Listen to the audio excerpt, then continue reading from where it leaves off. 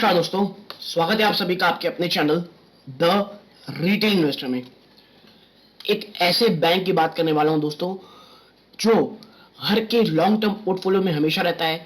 एक coffee can portfolio का stock है दोस्तों। वो निवेशक जो काफी लंबे समय से स्टॉक मार्केट में है, वो इसे अपने पोर्टफोलियो में हमेशा जगह देने की बात कहते हैं। इस स्पेसिफिक स्टॉक, स्पेसिफिक आप कह सकते हैं कंपनी के ऊपर बहुत बहुत ज्यादा भरोसा है लोगों को। बीच में आप कह सकते हैं कि ऐसा फेज आया था इस बैंक का जब सीईओ के ऊपर बहुत सारे आरोप लगे, बैंक बहुत मुश्किलों से गुजरा, स्टॉक जो इसके प्राइस है वो बहुत जोर से आप कह सकते हैं एक हिट किए और बड़ी गिरावट दिखाए। बहुत समय तक एक अच्छा खासा रिटर्न भी इन्होंने नहीं दिया, लेकिन वो तमाम चीजें पीछे छोड़ के पिछले काफी समय से, पिछले 1-2 साल के अंदर बैंक ने वापस से कह लीजिए अपनी साख बचाई। आप कह सकते हैं कि उसके बाद से स्टॉक ने अपने जो बिजनेस पे बाकी जो प्रॉब्लम्स है उन सबको पीछे करके काफी अच्छे तरीके से अपने आप को मैनेज किया है और अब वापस से ये निवेशकों का एक आप कह सकते हैं बहुत बहुत ज्यादा फेवरेट स्टॉक बन के उभरा है दोस्तों। कौन सा स्टॉक है, क्यों मैं कह रहा हूं कि जिन लेवल्स में ये ट्रेड कर रहा है यहां से एक आप कह सकते हैं बहुत बहुत शानदार रिटर्न देने की काबिलियत रखता है, एक अच्छे सपोर्ट के पास खड़ा हुआ है दोस्तों। तमाम चीजों पे चर्चा करूंगा, वीडियो को प्लीज अंत तक देखिएगा क्योंकि ये कह सकते हैं आप एक ब्रोकरेज हाउस की भी एनालिसिस के ऊपर ये वीडियो है जो आपके साथ शेयर करूंगा मैं। लॉन्ग टर्म में ये स्टॉक मिरेकल कर सकता है दोस्तों, खास करके जिस लेवल्स में ये मिल रहा है। आगे बढ़ने से पहले पहली बार आए हैं प्लीज सब्सक्राइब का बटन दबा दें, वीडियो अच्छी लगती हो प्लीज लाइक जरूर कीजिएगा। और अब विदाउट वेस्टिंग टाइम सीधा लेके चलता हूं मैं आपको शेयर प्राइस की तरफ। देखिए 0.11% की आपको इसमें गिरावट देखने को मिल रही है, ठीक है। और आप देखिए ये 750 के आसपास ट्रेड कर रहा है। आईसीआईसीआई बैंक के ऊपर ये वीडियो है। 750 एक काफी अच्छा आप कह सकते हैं सपोर्ट है स्टॉक का, लेकिन मैं ये नहीं कहूंगा यहां से गिरावट नहीं होगी। यहां दोस्तों गिरावट हो सकती है, लेकिन मैं यहां से बहुत ज्यादा हुआ 10% के आसपास की गिरावट देखता हूं, बिटवीन 680 टू 710।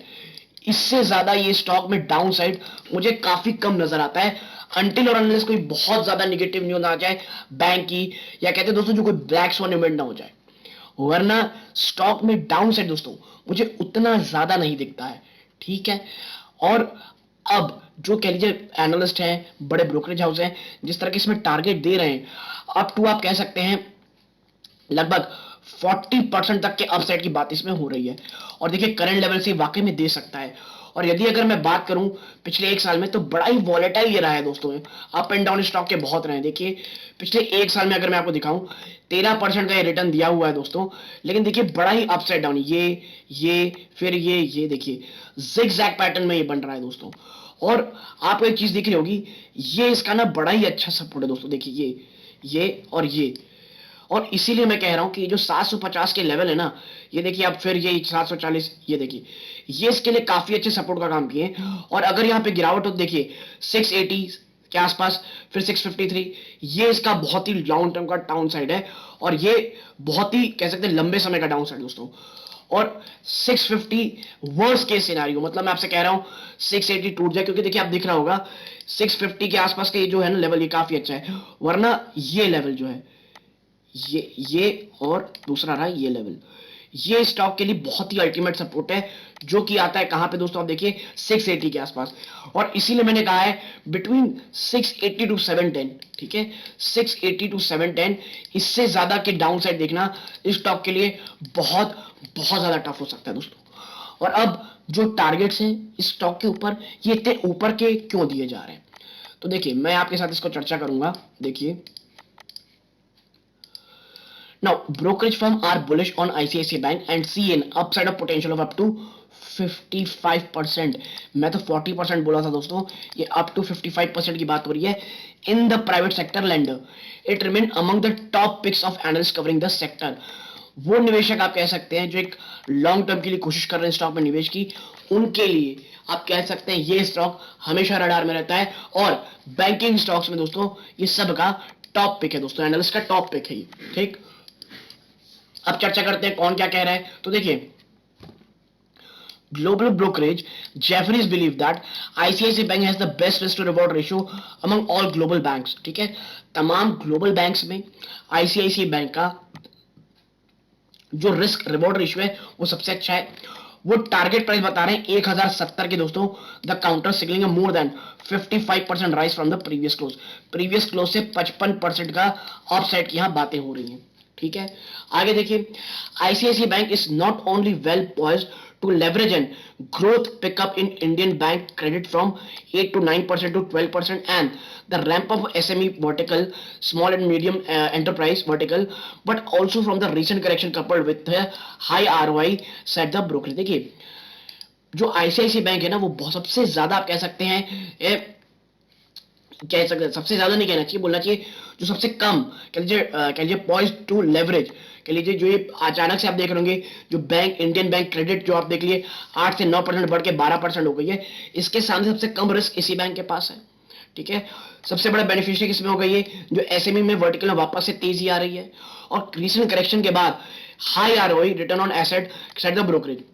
आज देखिए, it trades at 2x 1 year forward adjusted PB for financial 23 on the end of ROE 1.8 to 1.9%, implying 1.1% x on PB on ROA intact across global banks without 1x PB slash ROA it offered among the highest ROA। ठीक है, return on asset ये highest देता है दोस्तों, और तमाम global banks में भी कहा जा रहा है कि ये सबसे ज्यादा अच्छा रिस्क रिवॉर्ड के फेवर में रहेगा। ठीक, आगे अगर हम चर्चा करें तो आप देखिए, in the bear case Jeffrey set a target of rupees 660 in counter signaling a 4% fallback in the stock।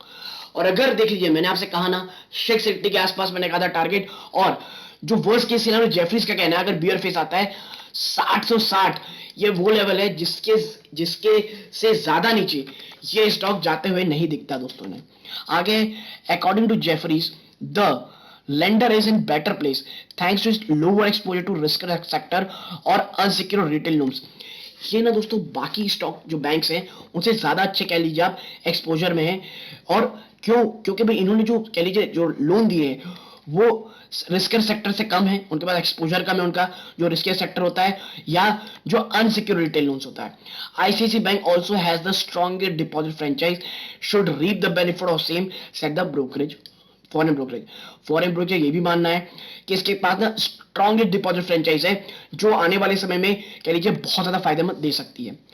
The lender has outperformed many of its peers both in terms of stock performance and financial performance in recent years and each past its biggest competitor HDFC Bank turning street opinion in its favor।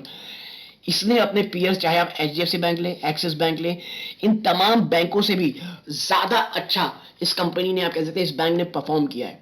ठीक है, और अपने सबसे के लिए करीबी सबसे बड़े प्रतिद्वंदी एचडीएफसी बैंक को भी कई महीनों में पिछाड़ा है दोस्तों।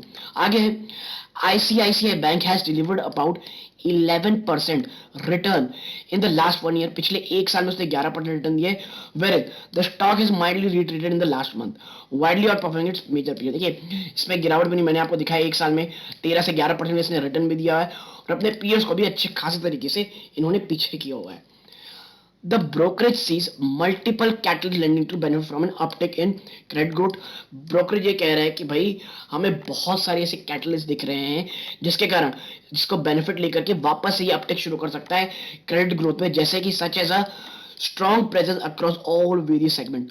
तमाम वेरियस सेगमेंट में एक strong presence, solid franchise network, restoration of normality in the leading activities, sound और देखिए साउंड एसेट क्वालिटी और higher CASA ratio current account और सेविंग्स अकाउंट में।